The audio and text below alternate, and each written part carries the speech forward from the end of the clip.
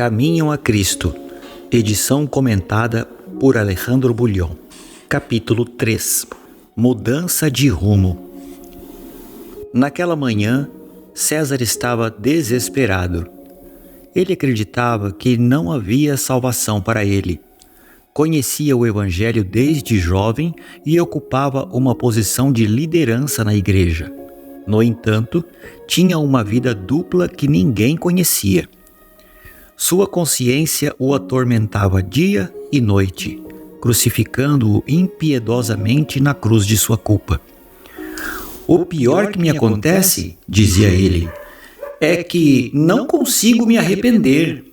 Eu me acostumei tanto com essa situação que já não me machuca. Todos pensam que sou um bom cristão, mas apenas Deus e eu sabemos que a realidade é outra. Acredito que pequei contra o Espírito Santo."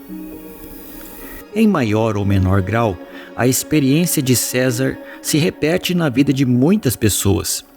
São pessoas sinceras que desejam viver uma experiência espiritual virtuosa, mas que estão cientes de sua triste realidade e acreditam que não há salvação para elas. O que você pode fazer se sabe que está trilhando caminhos de pecado, mas não se arrepende? O que é arrependimento? Depois de trair seu mestre, Judas acreditou que merecia a morte por seu terrível pecado e se enforcou.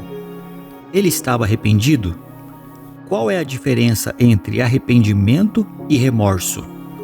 Há perdão para aquele que não se arrepende? Neste capítulo, você verá que, do ponto de vista humano, quando tudo parece perdido, ainda há esperança para aqueles que vão a Jesus em busca de salvação. Para Jesus, não existe caso sem solução. Não há alguém que tenha chegado a um caminho sem volta. Somente por meio de Cristo podemos ter harmonia com Deus e com a santidade. Somente nele há esperança. E aqueles que não se arrependem, há esperança para eles? Leia o capítulo e tire suas próprias conclusões. Como pode alguém ser considerado justo diante de Deus? Como pode o pecador ser justificado? Somente por meio de Cristo podemos ter harmonia com Deus e com a santidade. Mas como chegar a Cristo? Muitos fazem a mesma pergunta que outros fizeram no dia do Pentecostes, quando, convencidos do pecado, exclamaram: "Que faremos?" A primeira palavra da resposta dada por Pedro foi: arrependam-se. Atos, capítulo 2, versos 37 e 38. Em outra ocasião, logo depois disso, ele disse: arrependam-se para que sejam cancelados os seus pecados. Atos, capítulo 3, verso 19. O arrependimento inclui a tristeza pelo pecado e o afastamento dele. Não abandonaremos o pecado enquanto não reconhecermos o quão perigoso ele é. E enquanto não nos afastarmos sinceramente do pecado, não haverá mudança real em nossa vida. Muitas pessoas não compreendem a verdadeira natureza do arrependimento. Lamentam seus pecados e até procuram fazer alguma mudança em sua forma de viver por medo de que seus erros lhe causem maiores sofrimentos. Mas isso não é arrependimento no sentido bíblico. Essas pessoas querem evitar o sofrimento, mas não o próprio pecado. Esse foi o tipo de tristeza de Esaú, quando viu que o direito da primogenitura estava perdido para sempre.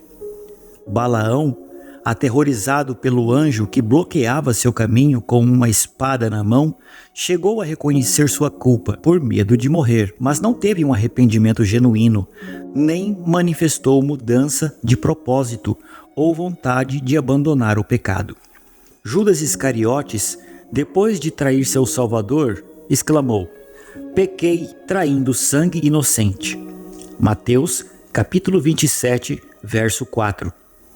A confissão brotou de uma mente culpada por um terrível senso de condenação e pelo temor do julgamento que o aguardava.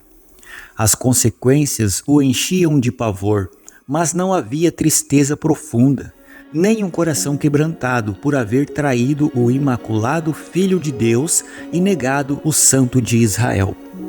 O faraó, quando sofreu os juízos de Deus, reconheceu seu pecado apenas para livrar-se de maiores castigos, mas voltou a desafiar o céu assim que as pragas foram suspensas. Todos esses lamentaram os resultados do pecado, mas não se entristeceram pelo próprio pecado. Quando o coração permite que o Espírito de Deus o influencie, a consciência é despertada e o pecador começa a discernir a profundidade e santidade da lei de Deus, que é o alicerce do seu governo no céu e na terra. A verdadeira luz que, vinda ao mundo, ilumina toda a humanidade, João capítulo 1, verso 9, chega também aos segredos do coração, e as coisas que estão escondidas são reveladas. Um senso de culpa apodera-se da mente e do coração dessa pessoa. Ela passa a sentir a justiça de Jeová e experimenta um sentimento de horror em sua própria culpa e impureza diante do Deus que conhece tudo o que vai dentro do coração. Vê o amor de Deus, a beleza da santidade, a alegria da pureza e deseja ser purificada e ver restaurada sua comunhão com o céu.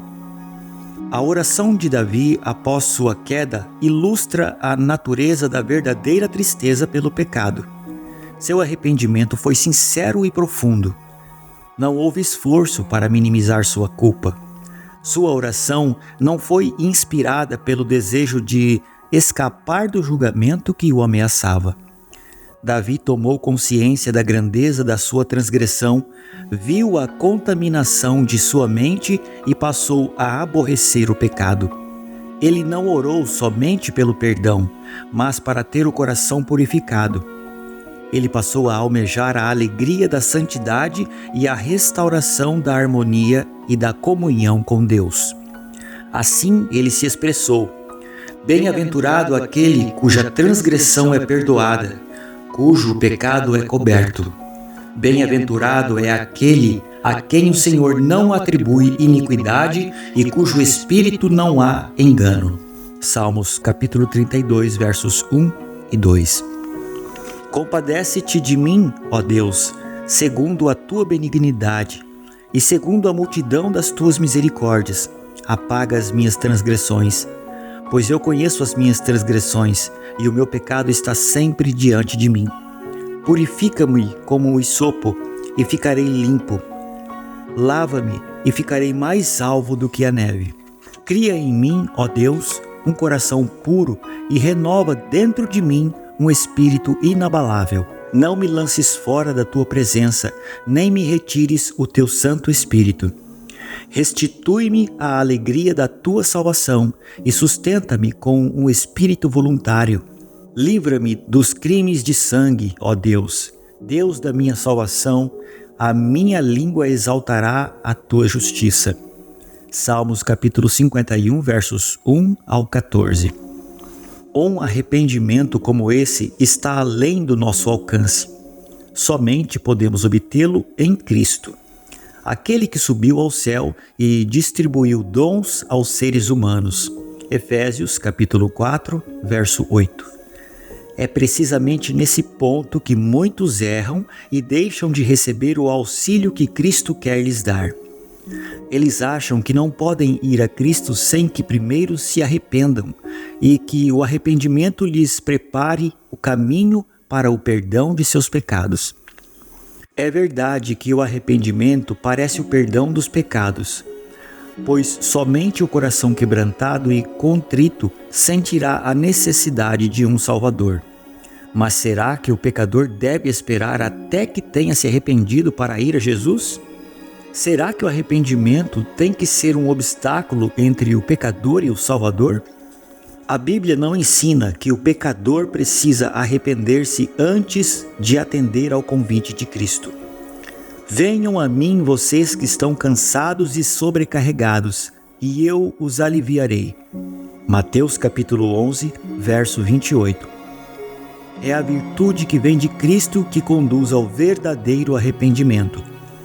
Pedro esclareceu o assunto em sua declaração aos israelitas ao dizer: Deus, com a sua mão direita, o exaltou a príncipe e salvador, a fim de conceder a Israel o arrependimento e a remissão dos pecados. Atos capítulos 5, verso 31. Não podemos nos arrepender sem que o Espírito de Cristo desperte nossa consciência, assim como não podemos ser perdoados sem Cristo. Cristo é a fonte de cada impulso correto. Ele é o único que pode implantar no coração a inimizade contra o pecado. Todo desejo pela verdade e pureza, toda convicção de nossa pecaminosidade é uma evidência de que seu Espírito está atuando em nosso coração. Jesus disse: Eu, quando for levado da terra, atrairei todos a mim. João, capítulo 12, verso 32. Cristo deve ser revelado ao pecador como o Salvador que morreu pelos pecados do mundo.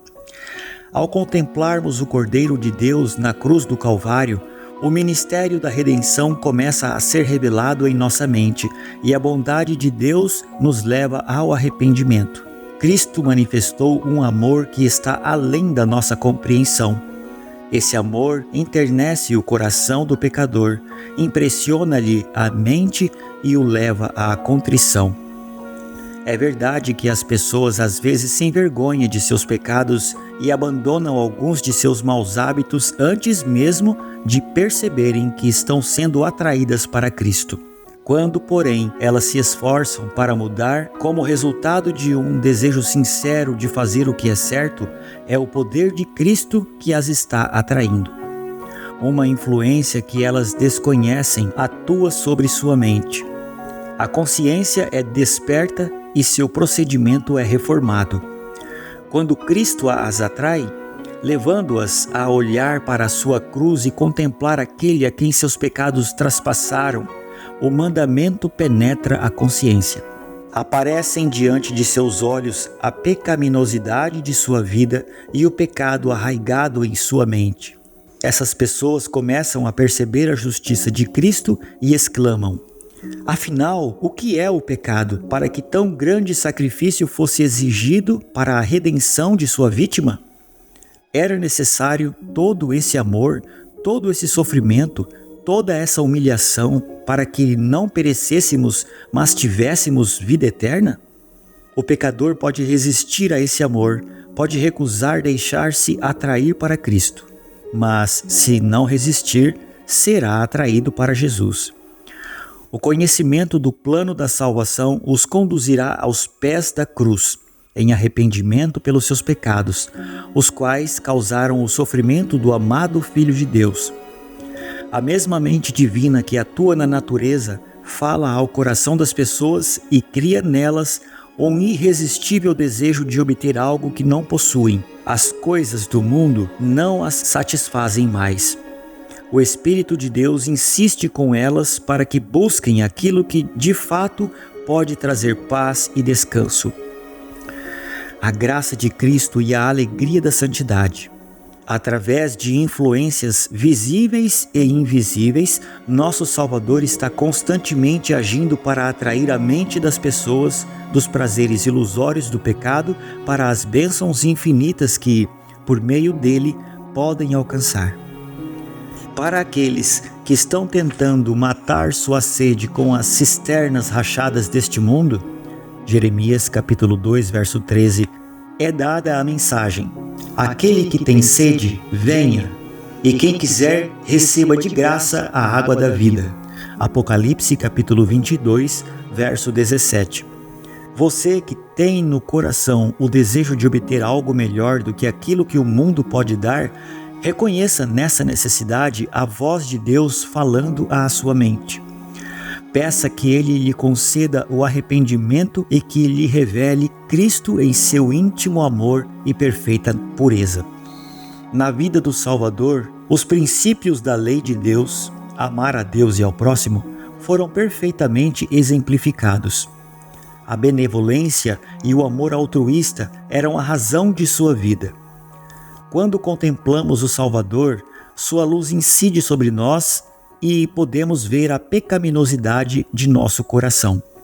Pode ser que, tal como Nicodemos, nos orgulhemos em dizer que temos vivido de maneira justa, que nossa conduta moral é correta e, assim, pensemos que não precisamos humilhar o coração diante de Deus como um pecador comum.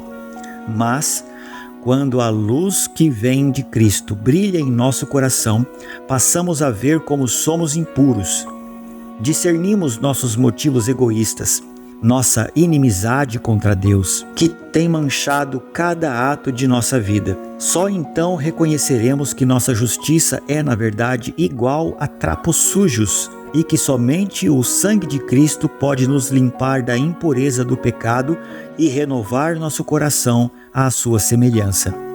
Um simples raio da glória de Deus, um lampejo da pureza de Cristo que penetre no coração, torna dolorosamente visível cada mancha impura e revela de forma clara a deformidade e os defeitos do caráter humano. Os desejos não santificados, a infidelidade do coração e a impureza dos lábios ficam evidentes.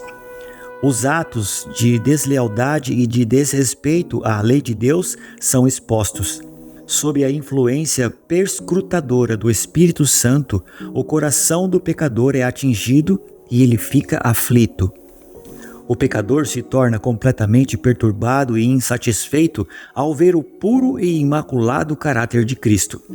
Quando contemplou a glória que cercava o mensageiro celestial que lhe fora enviado, o profeta Daniel ficou prostrado ao reconhecer a própria debilidade e imperfeição. Descrevendo o efeito daquela cena maravilhosa, ele disse: "Não restou força em mim, meu rosto mudou de cor e se desfigurou, e perdi as forças." Daniel, capítulo 10, verso 8. O coração tocado dessa maneira passa a odiar seu egoísmo e amor próprio. A solução que resta é, através da justiça de Cristo, buscar a pureza de coração que está em harmonia com a lei de Deus e o caráter de Cristo. Paulo disse que, quanto à justiça que há na lei, naquilo que dizia respeito aos atos exteriores, ele era irrepreensível. Filipenses capítulo 3, verso 6. Mas quando discerniu o caráter espiritual da lei, ele reconheceu que era um pecador. Julgado pela letra da lei, conforme as pessoas a aplicam à vida exterior, ele se considerava sem pecado. Mas, ao olhar para as profundezas dos santos mandamentos e ver-se como Deus o via, prostrou-se humildemente e confessou sua culpa. Ele disse: "Houve um tempo em que, sem a lei, eu vivia. Mas quando veio o mandamento, o pecado reviveu e eu morri." Romanos, capítulo 7, verso 9. Quando ele compreendeu a natureza espiritual da lei, o pecado apareceu em sua verdadeira dimensão e sua autoestima desapareceu. Deus não considera igualmente graves todos os pecados. Há diferentes gradações de culpa, tanto aos olhos de Deus quanto aos humanos. Todavia, por mais insignificante que esta ou aquela transgressão possa parecer aos olhos das pessoas, nenhum pecado é pequeno aos olhos de Deus. O julgamento humano é parcial e imperfeito, mas Deus vê todas as coisas como realmente são. Desprezamos o alcoólatra e dizemos-lhe que seu vício vai excluí-lo do céu, enquanto o orgulho, o egoísmo e a cobiça geralmente não são condenados. Mas esses pecadores são especialmente ofensivos diante de Deus, pois contrariam a benevolência de seu caráter e o amor desinteressado que é a própria atmosfera do universo não caído. Aquele que comete um pecado grave pode se sentir envergonhado e necessitado da graça de Cristo. O orgulhoso, porém, não sente essa necessidade. Por isso fecha o coração para Cristo e as bênçãos infinitas que ele veio conceder. O pobre publicano que orou: "Ó Deus, tem pena de mim, que sou pecador." Lucas capítulo 18, verso 13. Se considerava uma pessoa ímpia e era assim que os outros também o viam. Mas ele sentia a necessidade e, com seu fardo de culpa e vergonha, aproximou-se de Deus rogando por sua misericórdia. Seu coração estava aberto para que o Espírito de Deus operasse, livrando-o do poder do pecado. A oração soberba e cheia de justiça própria do fariseu demonstrou que seu coração estava fechado para a influência do Espírito Santo. Por causa desse distanciamento de Deus, ele não podia perceber que sua impureza contrastava com a perfeição na natureza divina. Como não sentia necessidade, nada recebeu. Quando você compreender o quanto é pecador, não espere até que consiga melhorar. Muitas pessoas pensam que não são suficientemente boas para aproximar-se de Cristo. Você acha que vai se tornar uma pessoa melhor por seus próprios esforços? Será que o etíope pode mudar a sua pele ou o leopardo as suas manchas? Se fosse possível, também vocês poderiam fazer o bem, estando acostumados a fazer o mal. Jeremias, capítulo 13, verso 23. Somente em Deus há ajuda. Não devemos esperar por persuasões mais contundentes, nem por melhores oportunidades, nem por um caráter mais santificado. Por nós mesmos, nada podemos fazer. Devemos ir a Cristo do jeito que estamos. Não nos enganemos, porém, com o pensamento de que Deus, em seu grande amor e misericórdia, salvará até mesmo os que rejeitam a sua graça. O tremendo caráter maligno do pecado somente pode ser avaliado diante da cruz. Se alguém insiste em dizer que Deus é bom demais para rejeitar o pecador, é porque não olhou para o Calvário. Foi por não haver outra maneira pela qual a humanidade pudesse ser salva que Cristo tomou sobre si a culpa do desobediente e, em seu lugar, sofreu a morte. Sem sacrifício, era impossível para o ser humano escapar do poder contaminador do pecado e ser restaurado à comunhão com os seres santos, como também era impossível que se tornasse participante da vida espiritual. O amor, o sofrimento e a morte do Filho de Deus dão testemunho da terrível perversidade do pecado e declaram não haver escape de seu poder nem esperança de uma vida melhor, a não ser através da entrega do coração a Cristo. O pecador impenitente às vezes tenta justificar-se dizendo a respeito de professos cristãos: sou tão bom quanto eles. Esses aí não são mais bondosos nem mais corretos em seu modo de viver do que eu. Eles gostam dos prazeres e são tão condescendentes quanto eu. Dessa maneira, o pecador faz das falhas dos outros uma desculpa para negligenciar seu dever. Mas os pecados e as falhas dos outros não servem como desculpa para a pessoa alguma, pois o Senhor não nos deu um modelo humano imperfeito. O imaculado Filho de Deus foi dado como exemplo, e os que se queixam de mau procedimento dos professos cristãos são os mesmos que deveriam mostrar uma vida melhor e exemplos mais nobres. Se eles têm uma ideia tão clara sobre o que significa ser um cristão, não seria ainda maior seu pecado?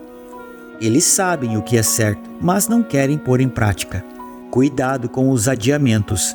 Não deixe para depois a decisão de abandonar seus pecados e buscar a pureza de coração através de Jesus. É nesse ponto que milhares têm errado e se perderão para sempre. Não vou me demorar aqui sobre a brevidade e as incertezas da vida, mas há um perigo terrível e não suficientemente compreendido em demorar para atender ao chamado do Espírito Santo, preferindo permanecer no pecado, pois é isso que acontece quando esse adiamento ocorre. O pecado, por menor que possa parecer, implica risco de perda da vida eterna. Aquilo que não vencermos acabará por nos vencer e causará nossa destruição. Adão e Eva se convenceram de que comer o fruto proibido era tão insignificante que não poderia causar as terríveis consequências declaradas por Deus. Gênesis capítulo 3. Mas essa desobediência desconsiderada era a transgressão da imutável e santa lei divina e resultou em separar de Deus o homem, permitindo a entrada da morte e trazendo todo tipo de sofrimento sobre o mundo. Século após século tem-se ouvido um contínuo lamento sobre a terra, e toda a criação geme e agoniza de dor por causa da desobediência do ser humano. O próprio céu sentiu os efeitos da rebelião contra Deus. O Calvário tornou-se um monumento do enorme sacrifício necessário para expiar a transgressão da lei divina. Não consideremos o pecado uma coisa banal.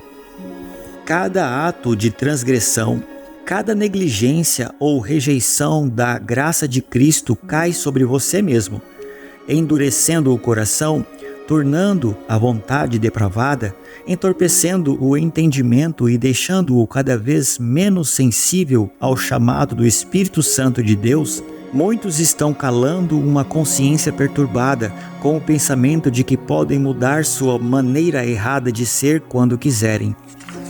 Pensam que podem brincar com o convite de misericórdia e continuar sendo impressionados repetidas vezes e que, depois de terem desprezado o Espírito da graça, depois de terem se colocado ao lado de Satanás, ainda poderão mudar seu modo de agir em algum momento de terrível aflição.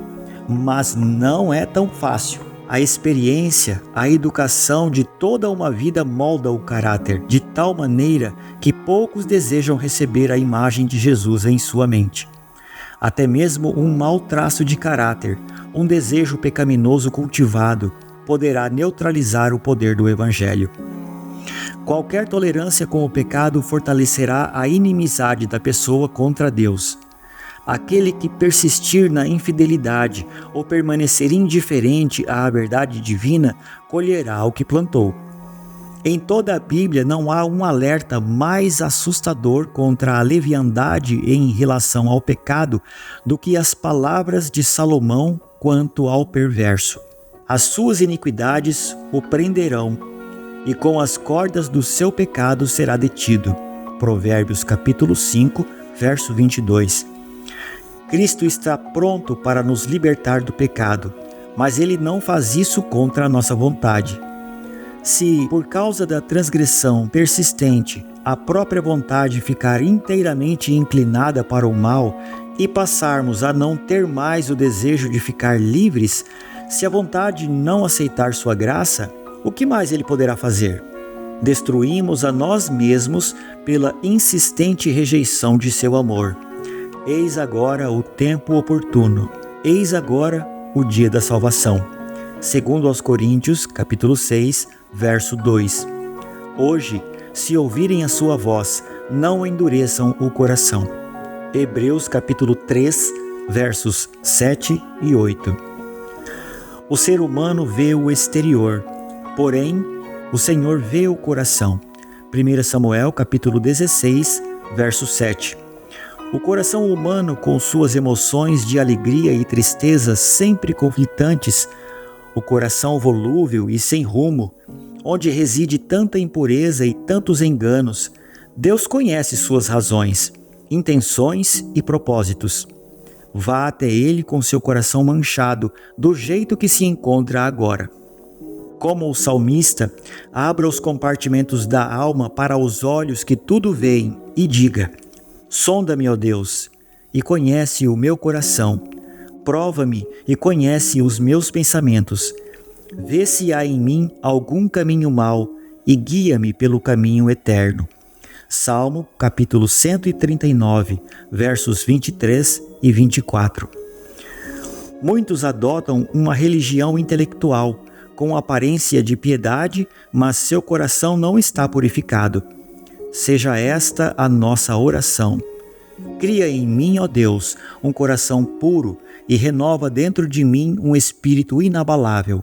Salmo 51, verso 10. Trate a si mesmo com sinceridade. Seja tão sincero e tão persistente quanto você seria se sua vida estivesse em perigo. Essa é uma questão com implicações eternas que só será resolvida entre Deus e você. Uma frágil esperança pode arruinar sua vida. Estude a palavra de Deus com oração. Ao mostrar a lei de Deus e a vida de Cristo, essa palavra apresenta os grandes princípios da santidade sem os quais ninguém verá o Senhor. Hebreus capítulo 12, verso 14. Ela convence do pecado e revela com clareza o caminho da salvação. Escute-a como sendo a voz de Deus falando ao seu coração.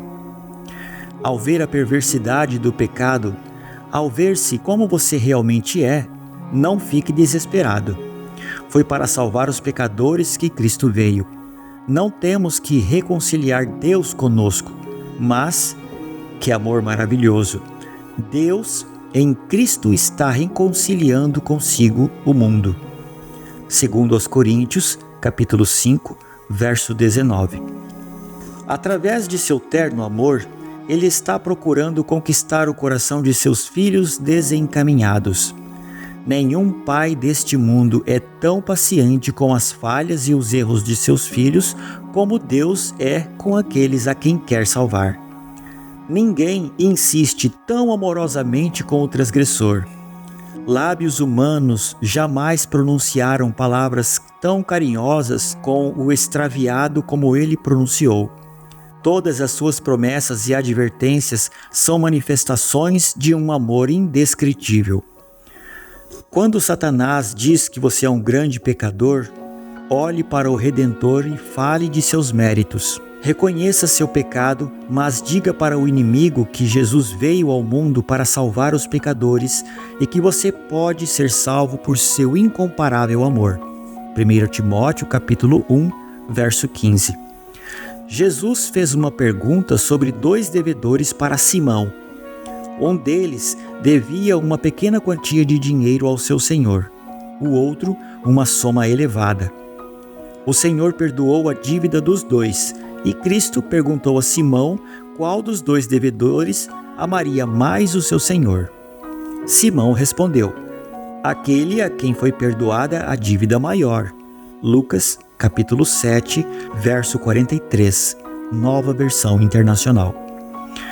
Somos grandes pecadores, mas Cristo morreu para que pudéssemos ser perdoados. Os méritos do seu sacrifício são suficientes para que Ele se apresente diante do Pai em nosso lugar. Aqueles a quem Ele mais perdoou o amarão mais e ficarão mais próximos de seu trono para louvá-lo, por seu grande amor e infinito sacrifício. Só então poderemos compreender totalmente o amor de Deus e a malignidade do pecado.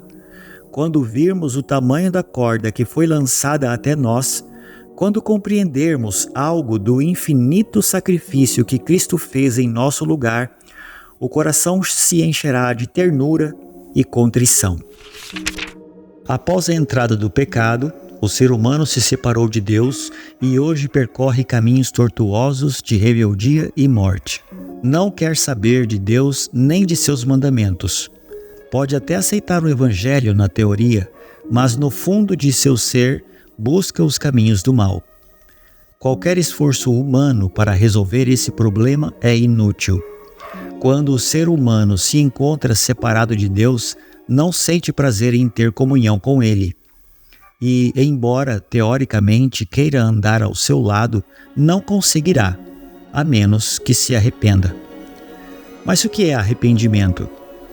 Neste capítulo, você descobriu que o arrependimento inclui a tristeza pelo pecado e o afastamento dele. Observe as 2 características do verdadeiro arrependimento. Primeiro, tristeza por ter se afastado de Deus. Segundo, afastamento dos caminhos do mal e retorno a Deus. Muitos como Esaú, Balaão, Judas e Faraó sentiram medo das tristes consequências de seu pecado, mas continuaram seguindo seus caminhos. Isso não é arrependimento. Um exemplo de alguém que sentiu o verdadeiro arrependimento é Davi. Ele tomou consciência da grandeza da sua transgressão, viu a contaminação de sua mente e passou a aborrecer o pecado. Ele não orou somente pelo perdão, mas para ter o coração purificado. Uma prova do arrependimento é que começamos a repudiar o pecado. No entanto, um arrependimento como esse está além do nosso alcance. Somente podemos obtê-lo em Cristo. O erro humano é acreditar que o perdão é divino, mas que o arrependimento é um requisito que o ser humano deve cumprir antes de ir a Jesus. É precisamente nesse ponto que muitos erram e deixam de receber o auxílio que Cristo quer lhes dar. Eles acham que não podem ir a Cristo sem que primeiro se arrependam e que o arrependimento lhes prepara o caminho para o perdão de seus pecados. Uma declaração impressionante neste capítulo é a seguinte: a Bíblia não ensina que o pecador precisa arrepender-se antes de atender ao convite de Cristo. Precisamos ir a Cristo como estamos, afundados no pecado, carregando nossas misérias, com nossos vícios e hábitos prejudiciais. É a virtude que vem de Cristo que conduz ao verdadeiro arrependimento. Somente em Deus há ajuda. Não devemos esperar por persuasões mais contundentes, nem por melhores oportunidades, nem por um caráter mais santificado. Por nós mesmos, nada podemos fazer. Devemos ir a Cristo do jeito que estamos. Essa é a razão pela qual devemos exaltar a pessoa de Cristo, porque ao contemplarmos o Cordeiro de Deus na cruz do Calvário, o mistério da redenção começa a ser revelado em nossa mente, e a bondade de Deus nos leva ao arrependimento. O poder de Cristo é transformador. Quando o contemplamos, sua luz, de nosso Salvador, incide sobre nós e podemos ver a pecaminosidade de nosso coração. Deus ama você. Ele não está sentado em seu trono, observando a vida de seus filhos para punir os desobedientes. Ele também não é um professor que corrige provas para reprovar alguém. Ele é um Deus que deseja salvar. O pecador pode resistir a esse amor, pode recusar deixar-se atrair para Cristo, mas, se não resistir, será atraído para Jesus. Não podemos nos arrepender sem que o Espírito de Cristo desperte nossa consciência, assim como não podemos ser perdoados sem Cristo. Vá a Jesus como você está, entregue-lhe seu coração rebelde, renda-se a Ele, chore a seus pés e permita que Ele faça por você o que você não consegue fazer sozinho. Minha decisão: ao entender que até mesmo o arrependimento é um dom gratuito de Deus, entrego-me a Ele porque desejo nascer de novo.